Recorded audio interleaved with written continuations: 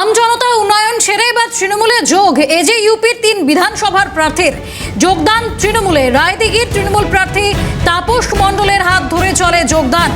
রায়দিঘি, মন্দিরবাজার ও কাকদ্বীপ বিধানসভার প্রার্থীর দলবদল। বিস্তারিত জানবো আমাদের সঙ্গে টেলিফোন লাইনে রয়েছেন প্রতিনিধি অরিজিৎ মণ্ডল। অরিজিৎ, 3টি বিধানসভার প্রার্থী এজেইউপির হাত ছেড়ে এবার তৃণমূলে যোগদান করলেন।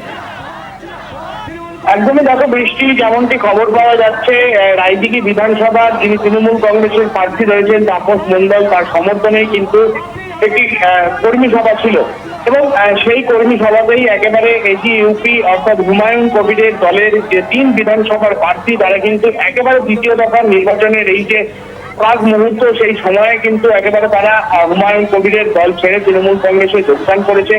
যেমনটা জানা যাচ্ছে যে কাকদ্বীপ বিধানসভা, রায়দিঘি বিধানসভা এবং মন্দিরবাজার বিধানসভা, এই 3 বিধানসভার যারা যারা প্রার্থী ছিল তো এজেইউপি তারা কিন্তু যোগদান করেছে তৃণমূল কংগ্রেসে। এবং এজেইউপির প্রার্থী ছিল অশোক জিন্দা, মন্দিরবাজার বিধানসভায় যিনি দাঁড়িয়েছিলেন তার নাম হচ্ছে সুব্রত নস্কর এবং কাকদ্বীপ বিধানসভায় যিনি দাঁড়িয়েছিলেন তার নাম হচ্ছে হাবিবুল্লাহ। প্রত্যেকেই কিন্তু একেবারে মথুরাপুর লোকসভার সাংসদ রয়েছেন পাপি হালদার, তার হাত ধরেই কিন্তু তৃণমূল কংগ্রেস যোগদান করে এবং দ্বিতীয় দফা নির্বাচনের আগে ভোটটাও ভালো বলে মনে করছে রাজনৈতিক মহল।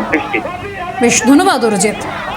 ঘটনায় কি বললেন তৃণমূল সাংসদ শুনব।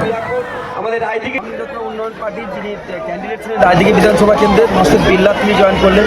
মন্দিরবাজারে যিনি ক্যান্ডিডেট ছিলেন সুব্রত নস্কর তিনি জয়েন করলেন এবং হাবিবুল্লাহ যিনি হচ্ছে কাকদ্বীপ বিধানসভায় ক্যান্ডিডেট ছিলেন আমজনতা উন্নয়ন পার্টি, তারা 3 জন আজকে একত্রিত হয়ে তারা 3 জনই জয়েন করলেন। তৃণমূল কংগ্রেসের পতাকা তাদের কাঁধে তুলে নিলেন এবং তারা প্রতিশ্রুতি দিলেন, প্রতিজ্ঞাবদ্ধ হলেন আগামী দিন মমতা বন্দ্যোপাধ্যায়ের সঙ্গে থেকে বাংলার উন্নয়ন, এই এলাকার উন্নয়নকে এগিয়ে নিয়ে যান।